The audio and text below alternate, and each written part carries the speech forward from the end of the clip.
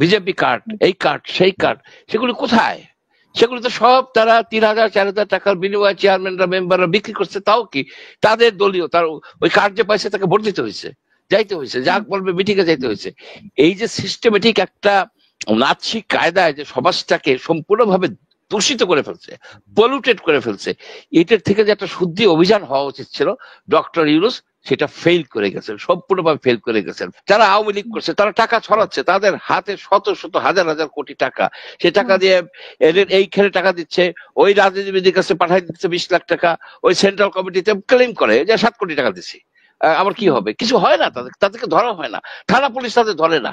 আজকে শুনলাম একটা ফ্যামিলি গেছে, অনেকগুলি টাকা দিতে হয়েছে পার্কে। তা হাউ কাম যে নদীর জমি দখল করে পার্ক করছে আওয়ামী লীগ আমলে, সেই পার্কে এখনো সে অপারেট করে? কিভাবে করে? কিভাবে? ওই যে টাকা দিয়ে দেয় প্রশাসন। কিসের এই প্রশাসন? প্রশাসনকে ঝেড়ে করা দরকার।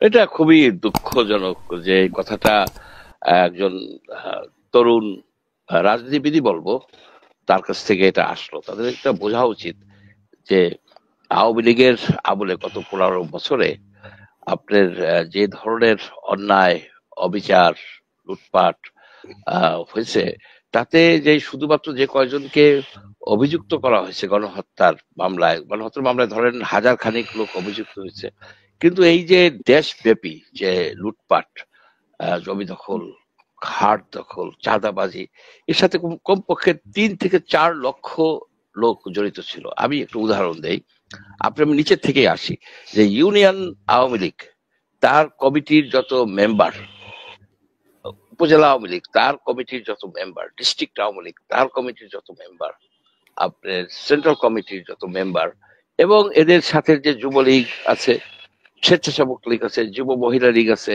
কৃষি শ্রমিক লীগ আছে, কৃষক লীগ, আপনি বাইর করেন। আমি চ্যালেঞ্জ করে বলতেছি যে কমিটিতে ছিল কিন্তু কোন রকমের দুর্নীতির সাথে জড়িত ছিল না, চাঁদাবাজি করে নাই, টেন্ডারবাজি করে নাই, আপনার জমি দখল করে নাই, চাকরির জন্য টাকা নেয় নাই, এরকম কেউ আছে?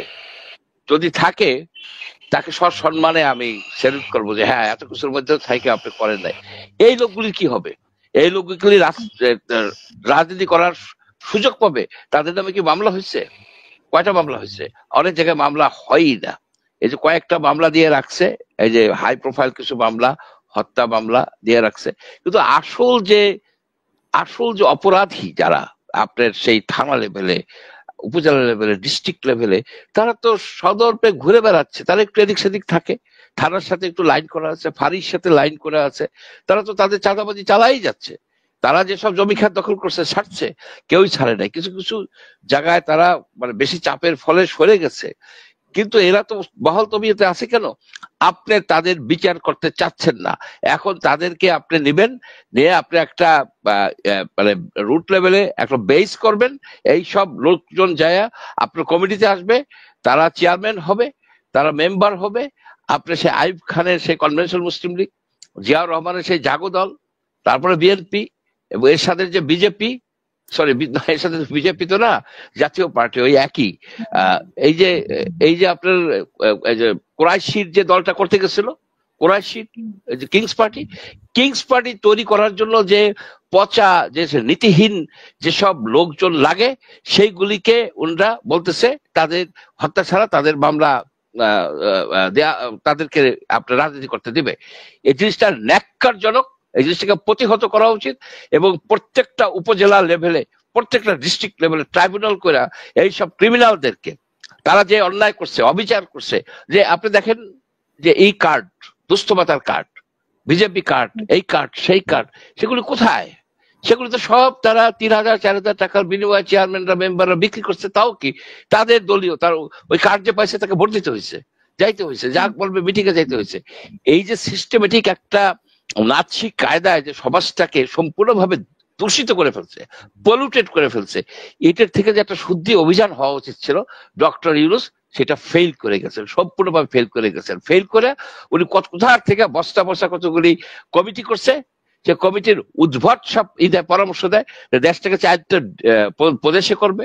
আবার আর একজন দিতেছে যে আপার দুইটা আপনার করতে হবে, চেম্বার করতে হবে, ইত্যাদি ইত্যাদি উদ্ভট সব জিনিস দিয়া এলোমেলো করে ফেলাইছে।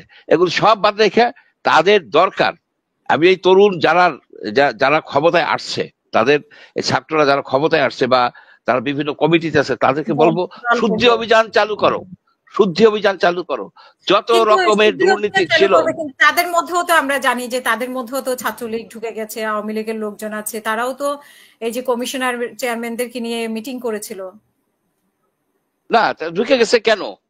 আপনার সরকার সেখানে কোন রকমের উদ্যোগ নেয় নাই যে ক্রিমিনালদেরকে ধরার জন্য। আপনি কোন একটা উপজেলার শিবচরের কথা বলেন, যারা আওয়ামী লীগ করছে তারা টাকা ছড়াচ্ছে, তাদের হাতে শত শত হাজার হাজার কোটি টাকা, সে টাকা দিয়ে এদের এইখানে টাকা দিচ্ছে, ওই রাজনীতিবিদের কাছে পাঠাই দিচ্ছে 20 লাখ টাকা, ওই সেন্ট্রাল কমিটিতে ক্লেম করে যে 7 কোটি টাকা দিচ্ছি। আবার কি হবে? কিছু হয় না, তাদেরকে ধরা হয় না, থানা পুলিশ তাদের ধরে না। আপনার শিবচর আর ভাঙ্গার মাঝে একটা জায়গা আছে, সেই জায়গাটায় একজন অন্ধ সন্ত্রাসী আছে, তাকে কানা চৌধুরী বলে। এই কানা চৌধুরীর অত্যাচারে, এই কানা চৌধুরীর অত্যাচারে সে বিশাল বাহিনী করে ফেলাইছে, লুটেরা মানে খুনি বাহিনী। কেউ তার বিরুদ্ধে কথা বলে তাদেরকে এখনো মাইর দেয়। ওই কানা চৌধুরী ঢাকায় বসে ফোন দিয়ে দেয়, তার বাড়ি ঘেরাও হয়ে যায়, তার এখনো সে লুটপাট করায়, এখনো সে সেই সূর্যনগর বাজারে তার লোকেরা চাঁদাবাজি করে। কিছু করার নাই। পুলিশে বললে পুলিশ বলে আমরা কি করব, তারা তো পাওয়া যায় না, এই সেই। এই যে আমি একটা উদাহরণ দিলাম যে 1000 বিঘা জমি দখল করে, একেবারে অন্যের জমি দখল করে, সরকারি জমি দখল করে, সেখানে সে আপনার করে কি বলে, এই তার ছেলের নামে আইমান আইল্যান্ড রেখেছে।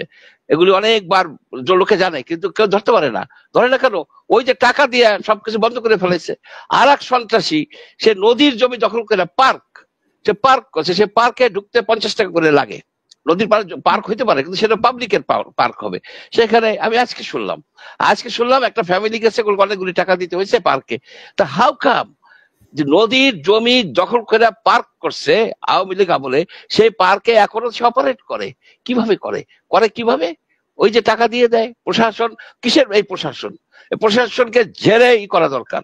এই যে শিবচরের প্রশাসনের সহায়তায়, এই আওয়ামী লীগের এই লোকগুলি তারপরে দল করছে, তারা ওই শেখ হাসিনার আশায় তাকাই আছে, শেখ হাসিনা আসবে, আমরা আমাদের জন্য নামে একটা সন্ত্রাসী সংগঠন করছে, সেই সংগঠন সব জায়গায় ছড়াইতেছে, দেয়ার লিস্ট করতেছে কারে কারে জবাই করা হবে শেখ হাসিনা আসলে।